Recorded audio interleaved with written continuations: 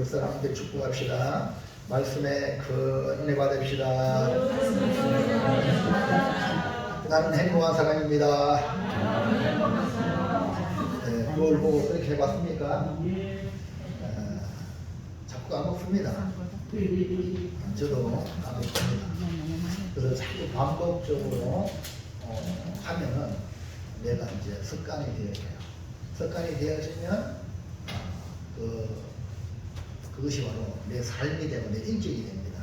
다시 한번 더 우리 당신은 행복한 사람입니다. 이 사람한테 축복합시다. 시작. 네. 그리고 나도 그거를 쳐다보면서 나는 행복한 사람이다. 그 속에 여러분을 보며 너는 행복한 사람이라 이렇게 말씀하셔도 큰 은혜가 될 줄로 믿습니다.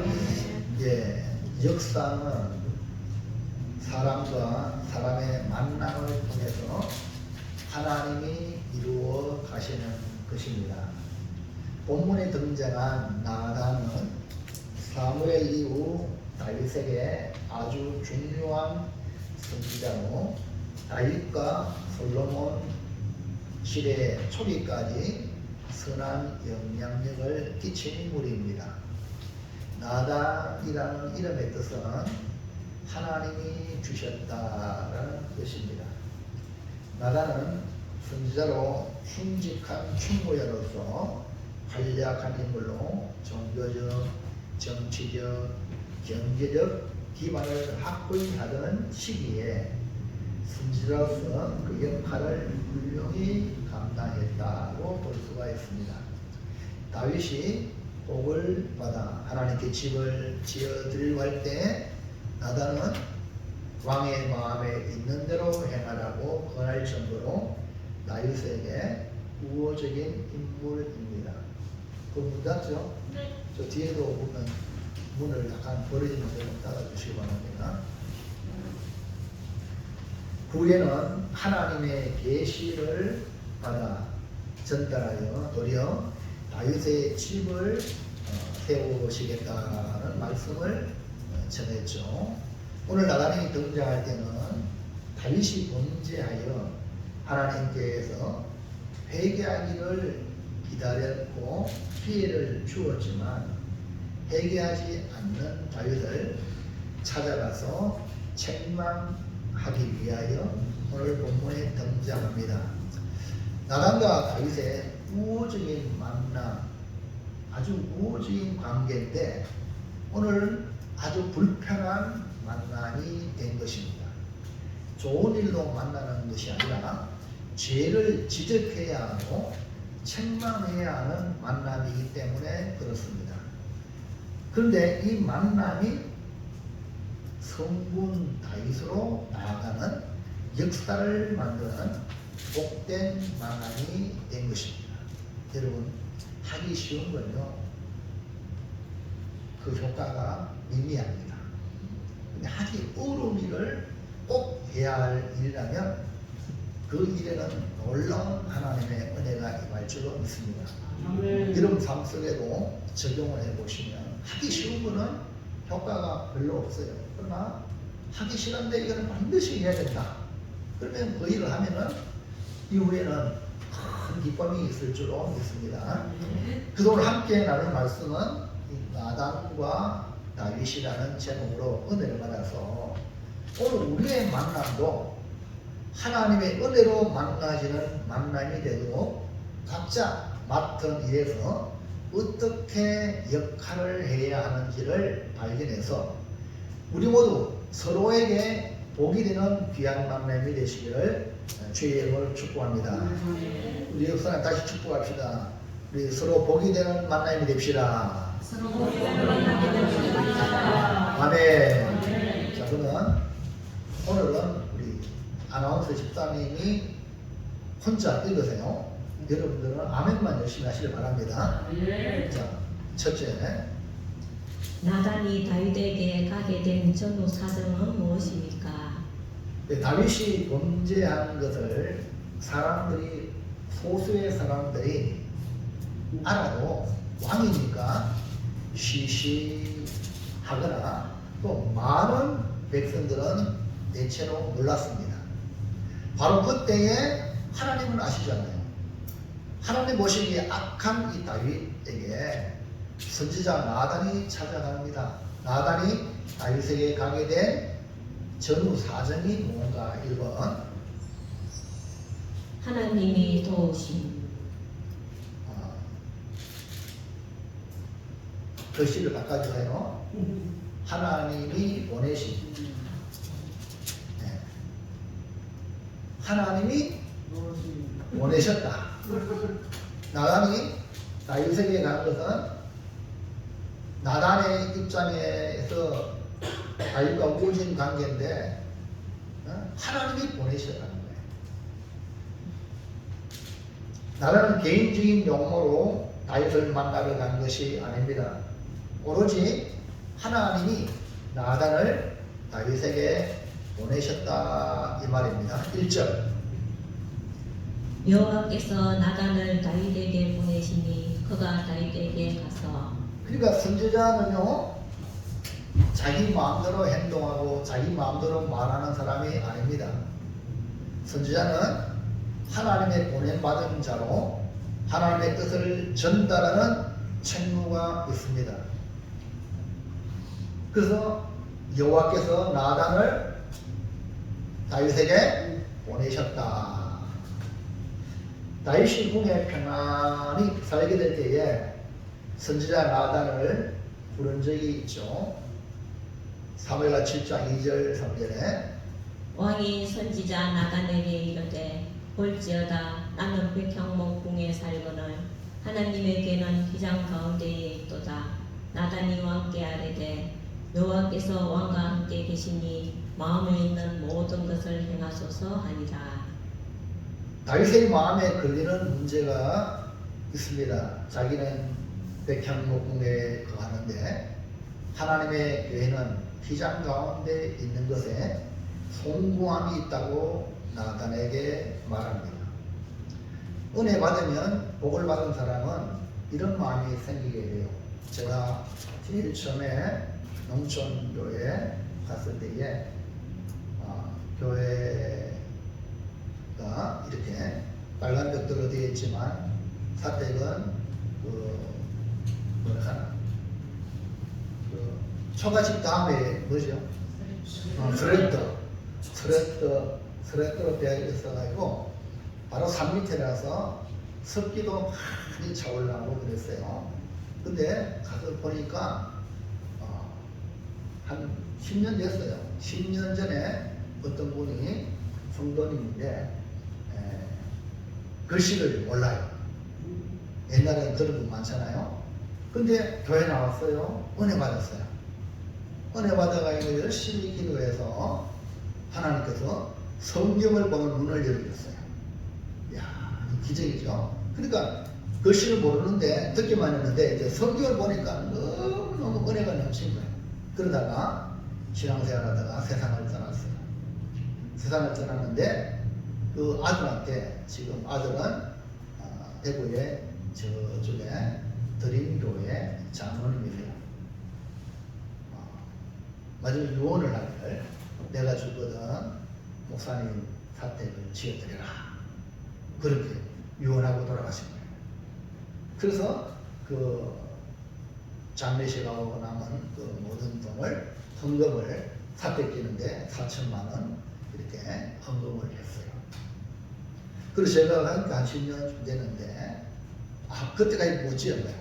그래서 제가 저도 가보니까 기도만 했지 뭐 제가 뭐 무슨 말 했겠어요. 근데 사택을 지을 수 있는 기회가 온 겁니다. 은혜 받으니까 목사님 집이 사택이 너무 열악한 거예요. 저도 침대를 막 습기에 닫혀가지고 벽은 막 시커멓고 딸내미가 있었기 때문에 그 다음에 마음이 그런 마음이 있는데 그 전에 있는 목사님들한테 얼마나 많은 그런 불편함이 있었겠어요. 그래서 은혜 받은 사람을 통해서 결실을 하게 된 거죠. 다윗도 마찬가지예요. 목동이 말입니다. 백향목궁에 거하는 왕이 됐는데 하나님의 교회는 휘장에 있는 거야. 그래 견딜 수가 없는 거죠. 그러자 나단이 하나님이 왕과 함께 하시니까 마음에 있는 대로 행하소서라고 권고했습니다. 여기서 나단이 선지자잖아요. 맞습니까? 네. 그러면 다윗의 마음은 좋은 마음이 맞아요.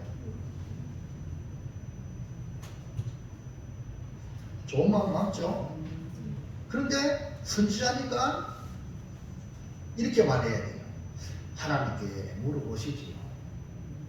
왕은 기도하는 사람 아닙니까? 그 마음을 하나님께 이렇게 하십시오. 이렇게 하면 좋을 텐데 동의합니다. 제청합니다. 이렇게 돼버리고요. 그러니까 인간적으로 동의 제청했죠. 선지자는요 오로지 하나님의 뜻을 우선해야 합니다. 그래서 하나님은 그 밤에 나단에게 나타나 이 다윗의 마음을 고쳐주시는 말씀을 주신 것입니다. 본문에서는 여기 나단이 은연중에 다윗이 잘못한 것을 알았겠어요? 몰랐겠어요? 여러분 상상해 보세요. 분위기가 있잖아요. 은연중에 느낌이 왔겠죠. 궁중에 고문으로 있는 입장이니까. 근데 나단은 선거 밖에 다윗을 향하여 관계가 좋으니까 왕이 그따위 하면 되냐 이렇게 안 한 거예요. 할렐루야. 네. 여기 뭡니까? 하나님이 보내신 거야.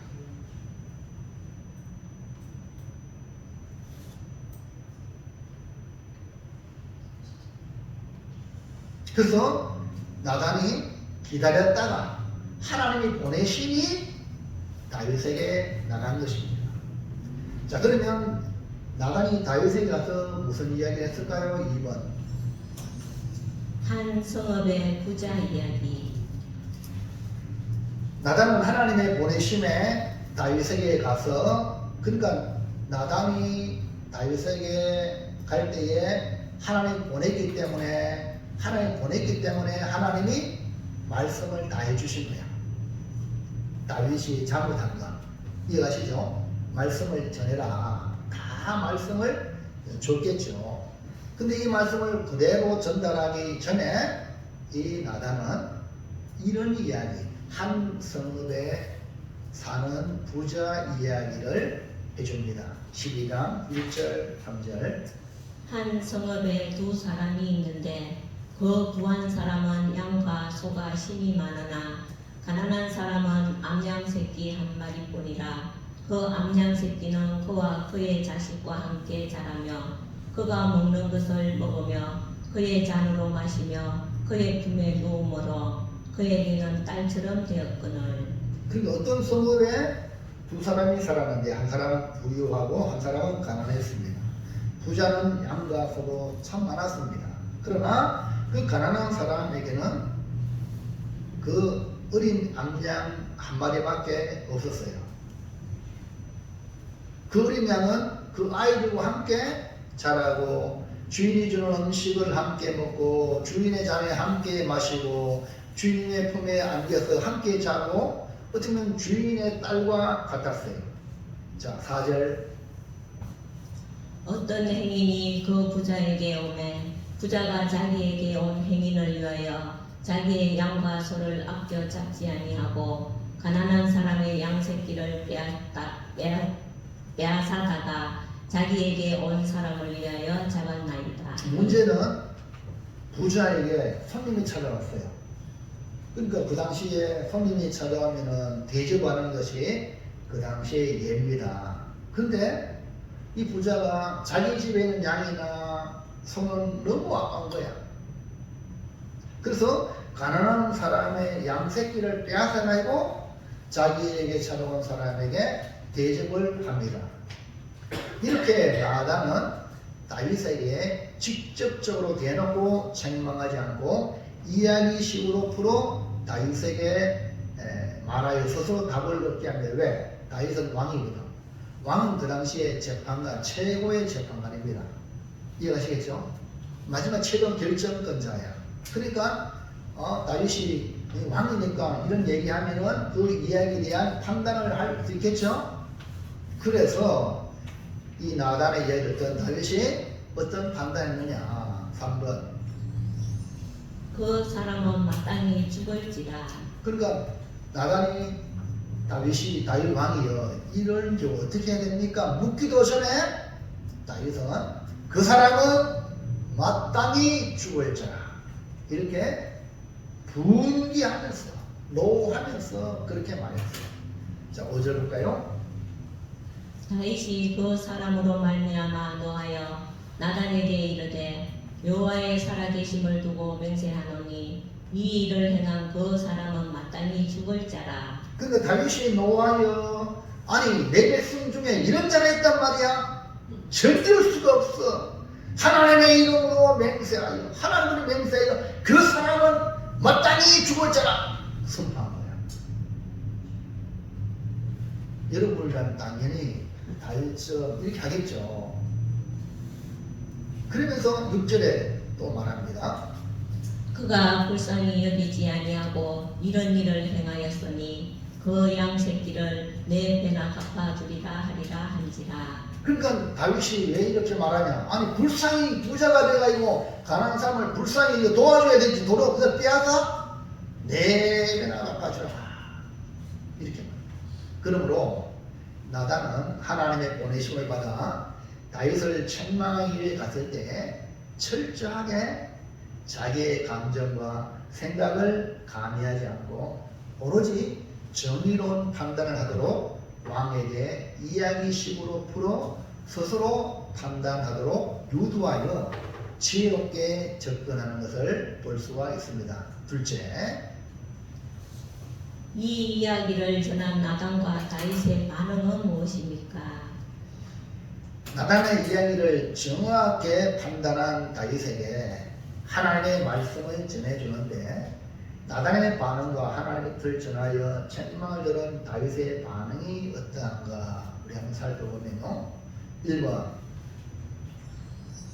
당신이 그 사람이라. 예, 다윗은 뭐라 했어요? 그 사람은 마땅히 죽을 자라. 그 사람은 마땅히 죽을 자라. 이렇게 판단을 내렸잖아요. 그때 바로 나단은 당신이 그 사람이야. 할렐루야. 이건 아주 단한 부드러운 게 아닙니다. 지금 다윗은 어떻게 말하고 있죠? 노하여 그 사람은 마땅히 죽었잖아 이렇게 했잖아. 맞죠? 노했다 했잖아. 그러니까 나단은 당신이 그 사람이야. 전부를 찔른 거예요. 낚시 놓으면 낚시 놓으면요 찌가 움직일 때 고기가 물었다는 거 아닙니까? 그만 팍 들어 올려가지고요 고기를 잡는 거 마찬가지. 이 귀에 그 순간의 기회를 팍 포착해서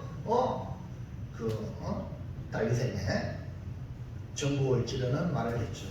7절 나단이 다윗에게 이르되 당신이 그 사람이라. 나단과 다윗은 우호적인 관계라고 했죠. 우호적일수록 싫은 소리, 바른 소리, 책망의 소리는 더욱 힘든 것입니다. 하지만 나단은 선지자로 하나님의 보내심을 받아 이야기식으로 지혜롭게 접근하여 다윗이 공의로운 판단을 하게 했죠. 다윗이 공의로운 판단을 할 때에 바로 그때 이 다윗이 그 사람은 마땅히 죽을 자라 그랬는데 그때 바로 나단은 당신이 마땅히 죽을 자라. 할렐루야. 이렇게 말한 거예요. 여기서 나단은 인정, 사정, 애정을 보지 않고 정확하게 하나님의 말씀대로 다윗이 가난한 자에게서 빼앗은 부자 마땅히 죽을 자 바로 그 사람이라고 단호하게 말한 것입니다. 이것이 바로 선지자 하나님의 말씀을 전하는 자의 자세입니다. 그러면 나단이 전한 다윗을 향한 하나님의 말씀 그것이 뭐냐? 하나님의 반응은 2번. 하나님의 말씀을 업신여김. 하나님은 다윗을 향하여 하나님의 이 반응은 하나님의 말씀을 의심되겠다. 나단이 다윗에게 하나님의 말씀을 전하기를 하나님이 다윗을 이스라엘 왕으로 기름을 부었고 사울의 손에서 구원하고 모든 것을 다윗에게 맡겼다고 했습니다. 아니 부족하면 더 주었을 것이라고 하면서 악을 행한 다윗에게 노하시기를 다윗이 하나님의 말씀을 업신여기고 하나님의 말씀을 업신여기다는 것은 하나님을 업신여기다 이렇게 선언한 거예요. 9절. 그러한데 어찌하여 내가 여호와의 말씀을 업신여기고 나 보기에 악을 행하였느냐. 내가 칼로 햇사람 우리아를 치되 암몬 자손의 칼로 죽이고 그의 아내를 빼앗아 내 아내로 삼았도다. 부모 여러분, 자녀를 길러봤죠.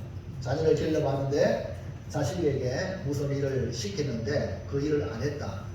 부모 여러분 기분 좋습니까? 그러면 그 자식이 앞으로 뭐가 되겠나? 그리고 또 거짓말까지 하네? 그러면요 큰일 납니다. 왜? 내 자식을 사랑하니까 매를 던지죠. 우리 하나님 우리를 사랑하십니다. 말씀하는 말씀에 귀를 기울이고 말씀에 순종하는 자가 복이 있습니다. 그런데 말씀을 의심되겠다. 다윗이 하나님의 평가에 하나님의 말씀을 의심되겠다. 이 불순종은 하나님의 말씀을 업신적인 결과로 악을 행하는 것입니다. 그러니까 왜 불순종하냐? 왜 말 안 듣냐? 말씀을 업신여기고 그 말씀하신 그분을 업신여기기 때문에 순종 안 합니다. 자, 10절 볼까요? 이제 내가 나를 업신여기고 햇사람 우리아의 아내를 빼앗아 내 아내로 삼았은즉 칼이 내 집에서 영원토록 떠나지 아니하리라 하셨고. 할렐루야. 그래서 우리는 말씀을 업신여기지 말고 말씀을 존중히 여기면요 귀하게 여기면 여러분이 사랑을 받을 줄로 믿습니다. 하나님은 다윗을 향하여 하나님의 말씀을 업신여긴 것은 곧 하나님을 나를 업신여긴 것이라 이렇게 말했죠. 11절. 여호와께서 또 이와 같이 이르시기를 보라 내가 너와 네 집에 재앙을 일으키고 내가 내 앞에서 내 아내를 빼앗아 내 이웃들에게 주이니 그 사람들이 내 아내들과 더불어 맥주에 동침하리라. 왜 죄를 범합니까? 하나님 말씀을 업신여기고 하나님을 업신여기니까 죄를 범하게 된 거죠. 그래서 하나님은 심판하시기를 다윗과 다윗 집에 재앙을 일으킨다. 너는 너 아내를 이웃에게 빼앗겨서 그 사람들이 백주에 동침하는 그러한 심판을 말씀하고 있습니다. 12절.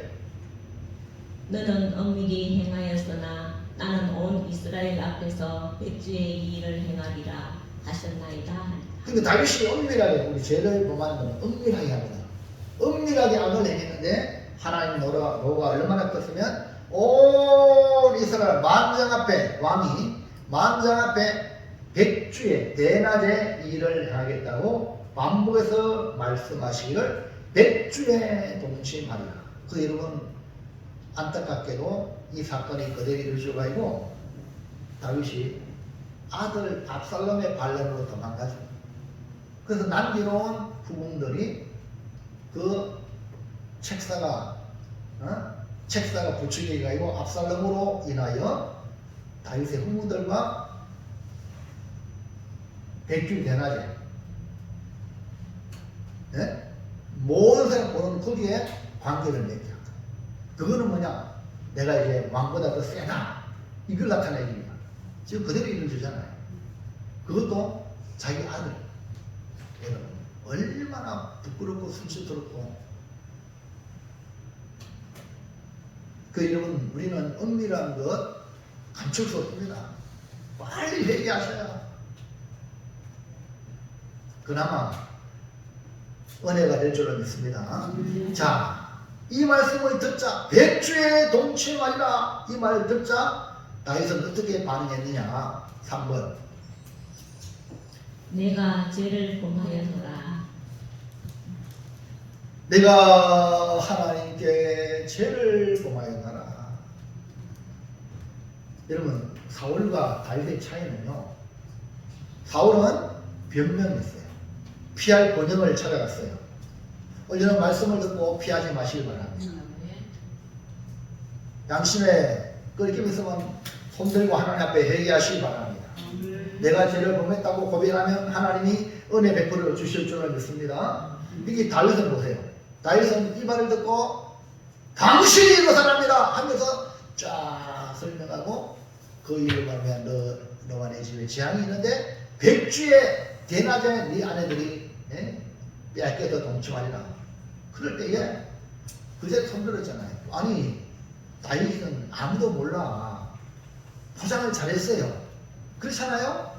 근데 뭐 나단 선지자가 와가지고 그렇게 여봐라 저 나단 선지자 옥에 가더라 목을 잘라라 할 수 있어요 없어요? 내가 말입니다. 내가 말이야 왕의 궁중의 고문관으로 잘했지만 대접을 잘했지만 아니 하는 짓이 저러냐고 도저히 덮어 씌울 수 있죠? 그런 게 많습니다 여러분. 그런데 다윗은 과연 다윗이에요. 많은 사람 앞에 내가 죄를 범했다. 여러분 이것이요 영분입니다. 여러분 지금 뭐 세상 밖은 뭐 말 것도 없고 우리 교회 안에서 지금 할 일은 내가 죄를 범했다. 이거를 여러분 각자 하나님 앞에 죄를 범한 것을 회개하면 이 나라가 다시 살아날 줄 믿습니다. 한국교회 사는 길은 다른 게 아니에요. 우리가 회개하는 일이에요. 하나님 앞에 내가 죄를 범한 것을 고백하는 것이. 자, 13절 보세요. 다윗이 나단에게 이르되 내가 여호와께 죄를 범하였노라 하매 나단이 다윗에게 말하되 여호와께서도 당신의 죄를 사하셨나니 당신이 죽지 아니하려니와. 보세요. 내가 여호와께 죄를 범했다 하니까 여러분 그 뒤에 나오는 말이 여호와께서도 당신의 죄를 사하셨다. 여러분 이게 얼마나 큰 위력인지 몰라요. 마귀는 자꾸 감추려고 그래. 죄를 범하게 만들어 놓고 감추려고 그래. 아무도 몰라. 모르긴 뭘 몰라. 그러니까 죄를 고백하면요 길이 열리는 거예요. 여러분 누구나 다 죄를 범할 수 있습니다. 왜? 아담 하와는 죄 없이 만들어졌는데 넘어졌잖아요. 뱀의 유혹에 넘어갔잖아요. 그럼 우리는 태중에 죄 중에 잉태되어가지고 이 땅에 태어난 우리가 죄를 안 범한 사람 누가 있냐? 모든 사람이 다 죄를 범하였음에 하나님의 영광을 이루지 못한다 했어요. 그래서 우리 주님이 오셔야 됩니다. 아멘입니까? 왜? 우리의 죄를 대신해서 죽으셔야 되기 때문에. 그러니까 예수님이 우리의 구주가 되는 겁니다. 근데 우리가 교회 나와가지고 이 은혜를 잊어버리고 남 비판하고 남 정지하고 이런 일이 앞장선다면 그 사람 어떻게 되겠어요? 바리새인 돼가지고 어떻게 되겠어요? 바리새인 기도는 거룩한 것 같지만 하나님 안 받으시고 세리의 기도는 어렵다함을 받고 돌아갔다 했어요. 그렇기 때문에 문제는 뭐냐? 우리의 잘못을 즉각 인정하고 자백하는 것은 하나님의 용서가 급하게 이루어집니다. 이런 말씀을 듣고 진리를 받으면 바로 그 즉시 하나님 내가 잘못했습니다 라고 고백하여 용서받으시기 바랍니다. 자 14절 15절 이 일로 말미암아 여호와의 원수가 크게 비방할 거리를 얻게 하였으니 당신이 낳은 아이가 반드시 죽으리이다 하고 나단이 자기 집으로 돌아가니라. 예, 그러니까 다윗이 자백하여 용서받았지만 이 일이 원수 마귀로 하여금 크게 비방을 얻게 되었으니까 그 아이, 죄악의 씨앗인 아이를 반드시 죽는다 이렇게 말씀을 하고 있습니다. 물론 후에는 나단이 다윗이 그 아이를 위해서 금식도 하지만 결국 말씀대로 죽습니다. 그래서 아이와 반드시 죽는다 하는 걸 말하고 나단은 돌아갔죠. 그러므로 다윗이 나단을 책망을 듣고 즉각 자백하여 용서받은 것처럼 우리도 잘못했을 때 아무도 모르잖아요. 내 혼자 아는 것처럼. 그러니까 하나님은 아시잖아. 성령님이 깨닫게 해요. 특별히 성경을 읽을 때, 그 다음에 교회 나와서 강단에서 말씀을 전해줄 때, 그 말씀 속에서 나를 뭡니까? 찌른 거예요. 말씀이 찔러. 양심의 가책을 느껴. 그때는 즉각 자백하고 회개해서 용서받는 성도가 되시기를 축복합니다. 그게 아멘. 나단한테 달려들면 안 됩니다. 달려들면 사울이 되는 겁니다. 변명하면 사울이 되는 겁니다. 자, 마지막 셋째. 나단과 다윗을 보면서 어떻게 해야 합니까? 우리는 선지자 나단과 왕 다윗의 만남은 사실 불편한 만남이지만 하나님이 보내셨기에 하나님의 은혜로 아름다운 관계로 성화하는 것을 봅니다. 나단은 계속적으로 다윗 왕을 위하여 궁중 고문으로 일하였고 선지자로 사명을 당할 뿐 아니라 훗날 솔로몬을 왕으로 세우는 일, 그러니까 솔로몬 초기까지 그 사역을 감당한 중요한 역할을 했던 인물입니다. 다윗 왕은 이 일 후로 더욱 거룩한 왕으로 사명을 다하는 역할을 하게 되어서 그 다윗은 성군 다윗이라는 이름을 얻게 되었죠. 그러므로 나단과 다윗의 불편한 만남은 하나님이 보내셨기 때문에 서로 복이 되었다. 오늘 여러분 이걸 보면서 오늘 우리는 어떻게 해야 되느냐. 오늘 여러분 저와 여러분이 때로는 불편한 만남일 수 있어. 예? 목사님이 죄를 지으려고 목사님이 머쓱하고 이런 것 때문에 그러나 여러분이 다윗이 되면 이 만남이 축복의 만남이 될 줄은 믿습니다. 뭐 어떻게 되냐? 1번 힘을 받은 지혜와 이건 나단의 역할입니다. 나단의 입장에서 자 답을 맞춰보세요. 시작. 보내심을 받은 자는 지혜와 용기로 예, 아주 뭐 힌트가 너무 정확하게 다 있죠. 보내심을 받은 그리고 오늘 여러분과 저도 이제 전도를 가잖아요. 예? 말씀을 들고 나갈 때 여러분의 생각으로 가면 안 됩니다. 예수님도 전도자를 파송할 때에 뱀같이 지혜롭고 비둘기같이 순결하라 했지 않습니까? 맞습니까? 그렇기 때문에 하나님의 보내심을 받은 자는 지혜와 용기가 필요하다. 나단 선지자는 하나님의 보내심에 지혜와 용기를 가지고 진실한 충고자가 되어 단호하게 그 역할을 다했습니다. 지혜는 뭐냐? 눈과 같아요. 상황의 도리와 이치를 분별합니다. 지혜가 있어야 지금 이 문제가 뭐냐? 이걸 알 수 있는 거죠. 용기는 뭐냐? 손과 같아요. 손은 뭡니까? 일을 하잖아요. 일. 눈은 보고 눈이 분석하고 판단해서 손이 가는 겁니다. 일하는 겁니다. 할렐루야. 그래서 손과 같이 무엇을 만들어내는 것이 뭐냐? 용기다. 그러니까 지혜와 용기는 같이 가는 겁니다. 이처럼 나단은 지혜롭게 접근하기를 성읍에 사는 부자 이야기로 시작하여 다윗 스스로 판단하게 하고 공의로운 판단에 이르러서는 다윗을 향하여 당신이 그 사람이라 라고 용기 있게 직격탄을 날린 것입니다. 당시 왕의 권세가 하늘을 찌르는데 그 앞에 주눅 들지 않고 하나님의 말씀을 전할 수 있었던 것은 지혜로운 접근과 함께 단호함으로 담대함으로 전국을 찌르는 용기가 있었기 때문에 그렇습니다. 12장 1절 7절 여호와께서 나단을 다윗에게 보내시니 그가 다윗에게 가서 당신이 그 사람이라. 아무도 알지 못하고 도리어 다윗이 백성에게 존경받고 있는 처지에 다윗의 숨은 죄를 드러내어 책망하는 것은 자칫 잘못하면 죽음을 맞이할 수밖에 없습니다. 왜냐하면 다윗이라는 존재가 나쁜 짓만 많이 했어. 그러면 가서 책망하기 쉬워요. 그렇잖아요. 근데 다윗이 나라를 부강하게 만들고 가는 곳마다 이기고 맞아 그래. 이러는데 그 다윗에게 가지고 이런 말하기 쉬울까요? 나단이 당신이 마땅히 죽을 그 사람이라고 말을 한다는 것은 용기가 없다면 할 수가 없습니다. 하나님의 보내심 받은 자는 이처럼 지혜와 용기가 필요합니다. 여러분 저도 이렇게 보면요 교회에 충성하는 분들이요 자칫 잘못하면요 자기는 다 옳은 척 그렇게 되기 너무 싫어요. 그래서 내가 제 목회자 아닙니까? 제가 목회자로서 이렇게 가보면은 진짜 그분 없이는 그 교회가 안 돼.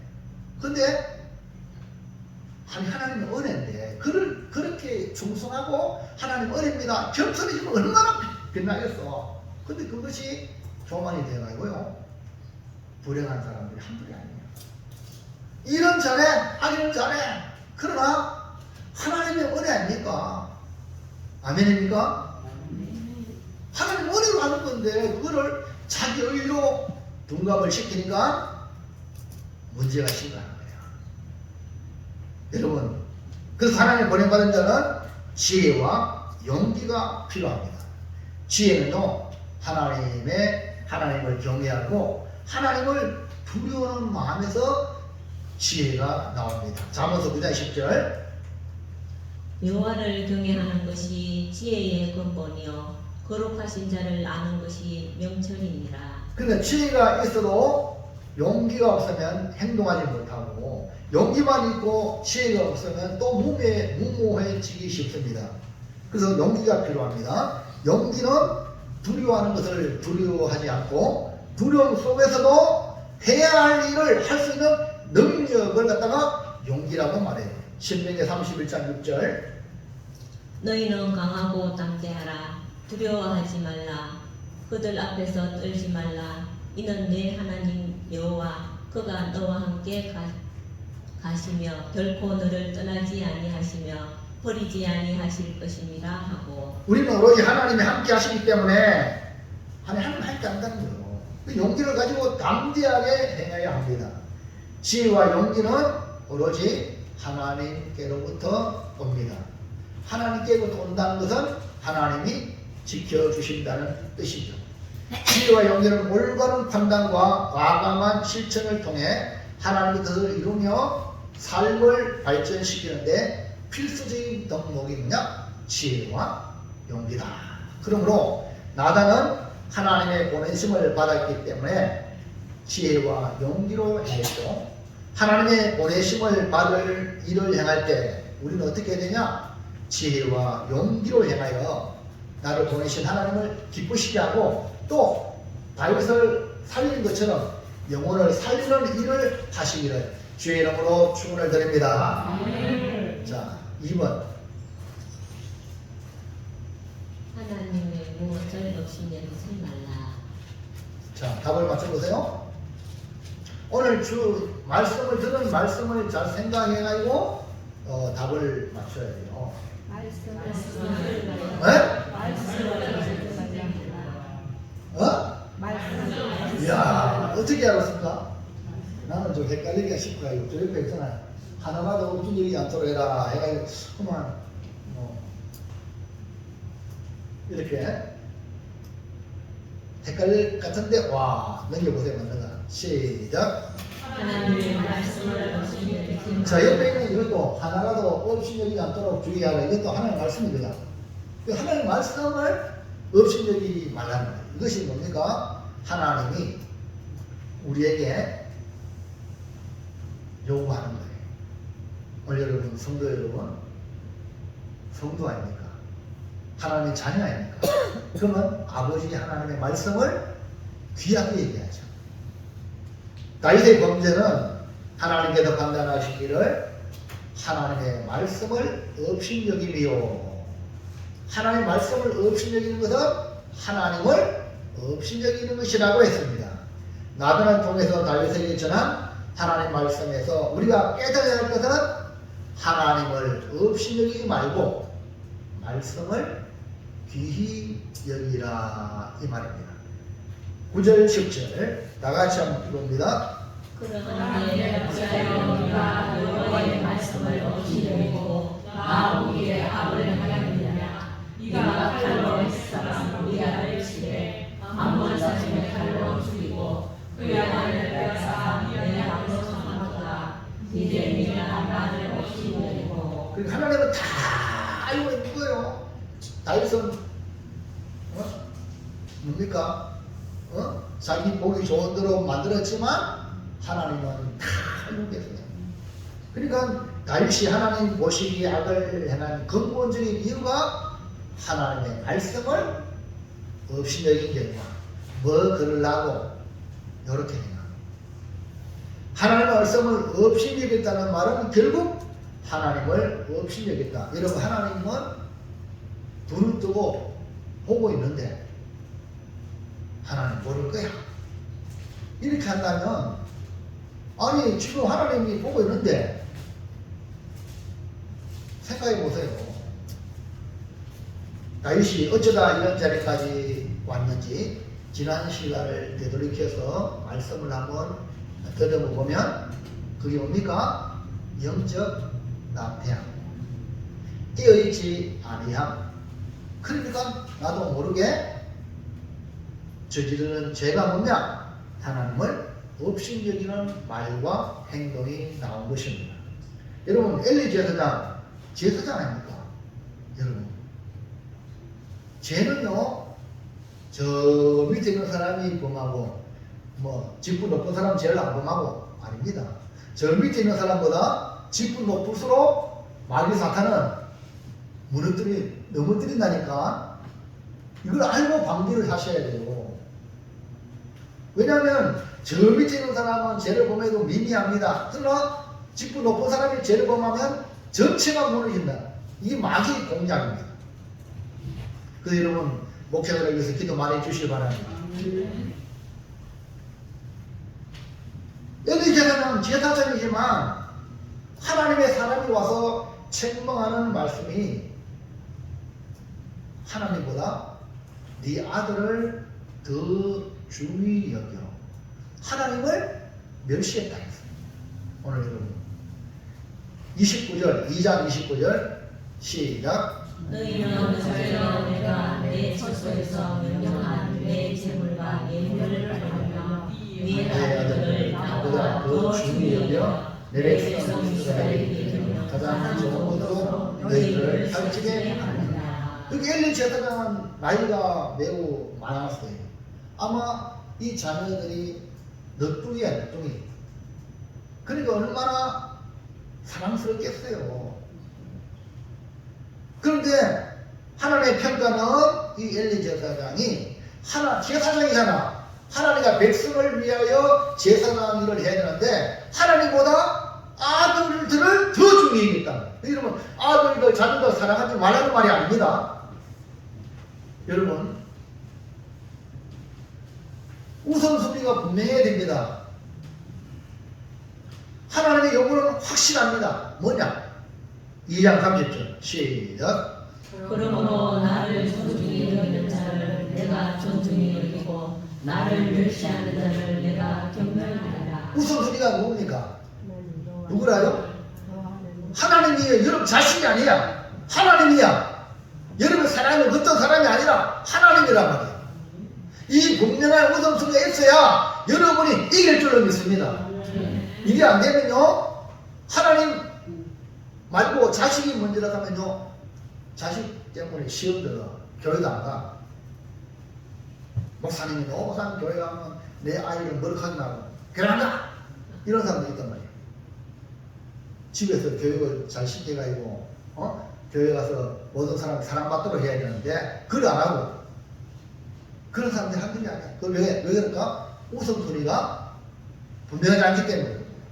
여러분 한 가족이 시험 들면 그 가족 전체 시험 되는 사람 있잖아요. 그게 뭡니까? 하나님과 우선순위가 없기 때문에 이게 바로 안 됐기 때문에 넘어지는 거야. 그럼 하나님과 관계가 분명되면요 넘어지는 가족들 건져내는 사람이 돼. 할렐루야. 근데 여러분 분명히 예수 믿으면 불신 가족들을 다 전도하잖아. 하나님과 관계가 분명하면 건져낸다니까요. 그러나 내 가족을 먼저 사랑하고 하는 그 교회는 뭐 내 잘되는 데서 온 게 아니라 이방 종교 모양으로 그런 사람들은요 너무 이제 자빠지고 같이 있는 겁니다. 오늘 이 말씀을 여러분 자신에게 물어봐요. 내가 지금 하나님을 존중해야 되는가?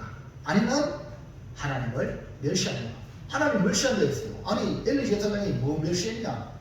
우리 한번 보세요. 딴 게 아니라 하나님보다 자기 아들들을 더 중요히 여긴 것이 뭐냐? 하나님 멸시하는 거예요. 이해하시겠어요? 그래서 우리는 하나님을 존중히 여기는 자가. 여러분 삶 속에 하나님을 존중히 여기는 뭔가를 말씀을 통해서 여러분이 발견하고 그렇게 사시기 바랍니다.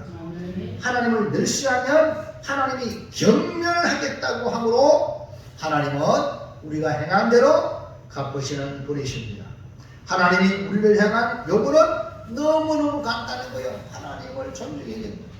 그러므로 하나님을 업신여기거나 하나님의 말씀을 업신여기지 말고 하나님을 존중히 여기고 하나님의 말씀을 존중히 귀히 여기는 자가 되시기를 주의 이름으로 축복합니다. 마지막으로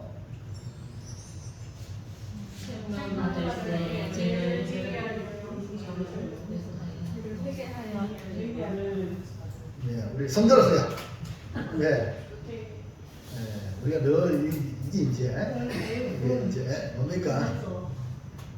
늘 알고 있는 방식으로 얘기했거든요. 조금 더 뭐라고요? 자백하여. 그래, 옆에 해야 돼. 내가 하나님께 죄를 범했다고 이 뭡니까? 자백이야. 당신이 그 사람이라 뭐라고 이렇게 안 들고 이 자백이야. 여러분 말씀을 듣고 책망받을 때 내가 그 사람입니다. 할렐루야. 이렇게 말할 수 있는 사람이 다윗이란 말이에요. 넘어가보세요. 지금 젊은이가 남자가 고개 푹 숙이잖아. 책망받을 때 자백한 거예요. 다윗이 용서받을 수 있었던 것은 나단이 책망할 때 받아들이고 죄를 자백했다는 겁니다. 하나님은 죄를 용서하시고 해결하시려고 아담이 범죄한 후에 친히 찾아오셨잖아요. 그리고 가죽옷을 지어 입히시고 여인의 후손을 보내주겠다고 말씀했죠. 그래서 예수님이 이 땅에 오셔서 우리의 죄를 대신하여 십자가에 죽으시고 부활하신 것입니다. 예수님이 오신 첫 마디가 회개하라! 천국이 가까이 왔느니라 선포한 말씀대로 우리가 할 수 있는 가장 중요한 것은 회개입니다. 돌아서는 겁니다. 강자가 돌아올 때 아들로 회복시키는 아버지가 바로 우리 아버지이십니다. 13절 시작. 다윗이 나단에게 이르되 내가 여호와께 죄를 범하였노라 하매 나단이 다윗에게 말하되 여호와께서 당신의 죄를 사하셨나니 당신이 죽지 아니하려니와. 다윗이 책망을 받고 즉각 죄를 자백하고 동시에 자백하니까 하나님께서 다윗의 죄를 사하셨다라고 말씀하고 있지 않습니까? 오늘 여러분 자백하면 회개하면 즉각 용서받는 줄 믿으시기 바랍니다. 두고 보고 이게 아닙니다. 이 우리 하나님 우리의 죄를 사하기 위하여 예수님을 보내신 거죠. 그러나 죄를 자백하지 않고 회개하지 않으면 용서가 적용되지 않는 겁니다. 여러분 신학시대에 땅을 팔아가지고 헌금해놓고 죽은 사람이 있죠. 누구죠? 아나니아 삽비라. 나쁘지 않았어요. 땅을 하나님께 바치겠습니다 해놓고 아이고 땅 팔아보니까 뭐 1억인 줄 알았더만 2억 받았어. 그래가지고 1억을 그냥 감추고 1억만 낸 거야. 그래서 잘한 거잖아요. 맞죠? 그런데 하나님은 우리가 이 땅을 바치겠다 하면 하나님 다 하면 이미 받은 거야. 여러분 마음에 그런 마음이 있으면 이미 하나님 받은 거야. 그러면 실천하셔야 돼. 그런데 바치 두고 놔두고 1억만 바쳤다. 그래서 베드로가 이게 전부냐? 네! 그럼 이 아나니아가 무슨 잘못했지? 거짓말을 그렇죠. 거짓말이 얼마나 무서운가. 적각 적쓰게 죽었어요. 삽비라도 왔어요. 찔러찔러 와가지고 한 시간 몇 시간 뒤에 와가지고 우리 남편 칭찬받겠지 해봤는데 이게 전부냐? 네! 둘이 공모해요. 그 자리에 죽었잖아요. 여러분 아나니아 삽비라가 너무 나쁜 이 됐습니까?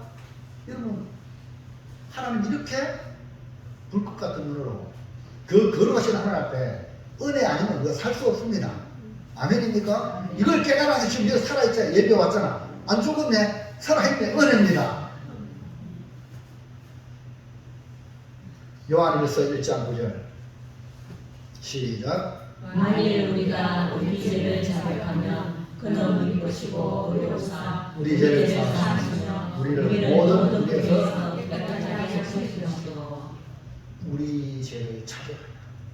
여러분 자녀가 잘못했을 때에 내가 안 그랬어 가만 이놈이 다 알고 있는데 아이고 엄마 내가 잘못했어 하면 때리는 그 막대기를 뿌르고 내 아이를 안지 않습니까? 이제 됐다. 여러분 다시 한번 할 수 있어요. 문제는 버티면 더 때리는 거야. 더 내려가는 거야. 엄마 내가 잘못했어.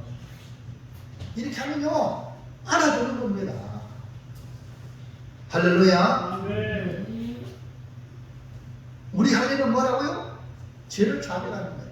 교회 와가지고 뭔 죄를 지는지 모르면 이거 참 감당이 안 됩니다. 여러분 일주일 동안 살면서 내가 뭔 죄를 지나 이렇게 하는 사람은 어찌할 수 없어. 성경 보세요. 기도하세요. 돌이거든. 마음이 돌이야. 성경 보면 내가 죽을 놈이야. 말씀을 들으면 내가 죽을 놈이야. 그도 못 깨달으면은 어쩔 수 없잖아요. 자백하는 거. 죄를 자백하면 하나님께서 우리 죄를 사하시며 모든 불의를 깨끗하게 하십니다. 이 얼마나 놀라운 은혜인지 모릅니다. 왜냐하면 죄는요 우리의 모든 것을 앗아갑니다. 용서는 뭡니까? 자백하면 용서받잖아요. 용서는 모든 은혜를 회복하는 거예요. 그러니까 자백이 얼마나 중요해요. 하나님 용서해 주면요 다 회복시킬 줄로 믿습니다. 예사야 1장 18절 시작.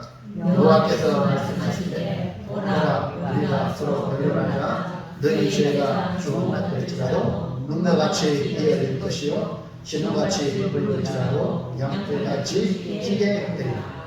우리가 주님께 간다는 것은 죄를 자백하고 용서받아 회복된다는 것을 말합니다. 여러분 주의전 올라왔잖아요. 올라온 것은 여러분 죄를 자백하러 올라온 거예요.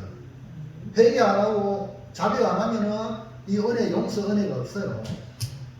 딱 고개 숙이면 내 죄가 생각나는 거예요. 자백하면 용서받아요. 그럼 회복된다는 말입니다. 죄를 자백하고 용서받는 것은 나타나는 현상이 뭐냐? 절개 순종해. 즐겁게 순종하는 삶으로 돌아서는 거예요. 그러면 주원 같은 죄라 할지라도 이 주원 같은 죄라는 말은 죄의 기품이 심각합니다. 도무지 지워질 수가 없는 죄를 말합니다. 지름같이 굵은 죄는 더 막 껍데기만 지는 게 아니라 그 단풍 든 거 알죠? 속에까지 완전히가 굵은 거야.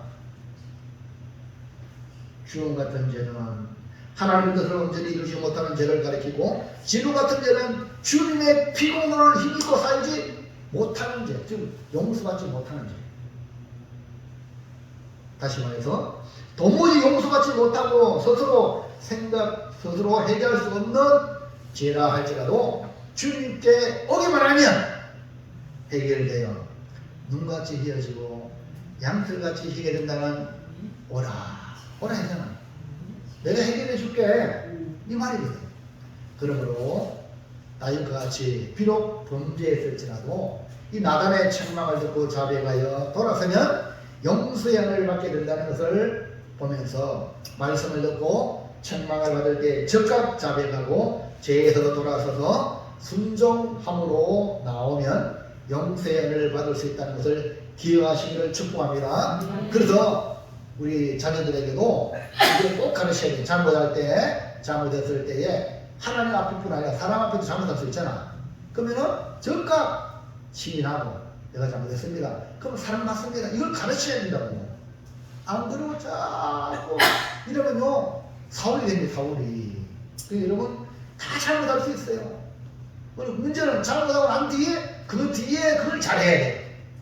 사랑하는 성도 여러분, 나단과 다윗을 보면서 우리가 교훈 받을 것은 하나님으로부터 보냄을 받은 일에 지혜와 용기로 행하라는 것이고, 하나님 말씀을 업신여기지 말고 하나님을 존중히 여기라는 것이고, 책망을 받을 때, 우리 죄를 보면 책망을 하잖아요. 책망을 받을 때 즉각 죄를 자백하여 용서받아라는 이 말씀을 마음 깊이 새기기를 주의 이름으로 축원합니다.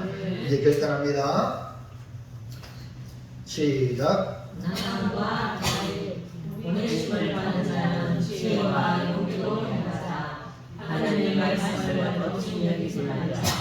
책망받을 때 죄를 자백하여 용서하자. 자, 색깔 있는 것만 읽어봅니다. 시작. 나단과 다윗 지혜와 용기로 행하자.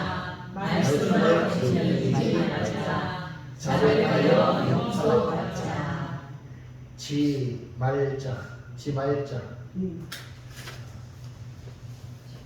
지말자를 기억하세요.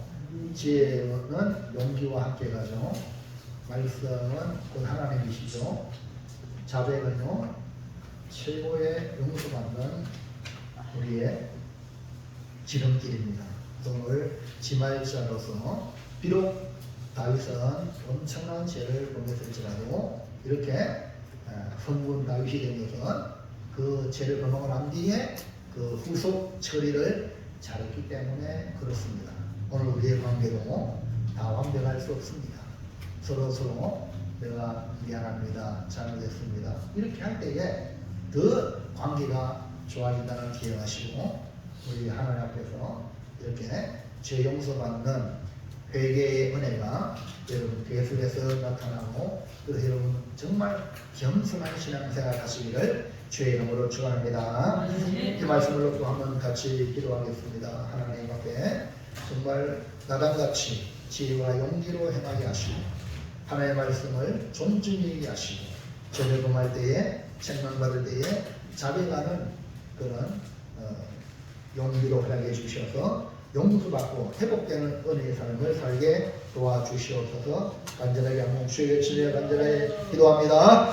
주여 할렐루야. 영광과 찬양과 되시기 합당하신 하나님, 오늘 아버지 하나님 나단과 다윗을 보면서 내게 들어오시는 귀한 말씀, 하나님의 보내시고 마당 일에는 사람 눈치 보지 말고 지혜와 용기로 행하라고 말씀입니다.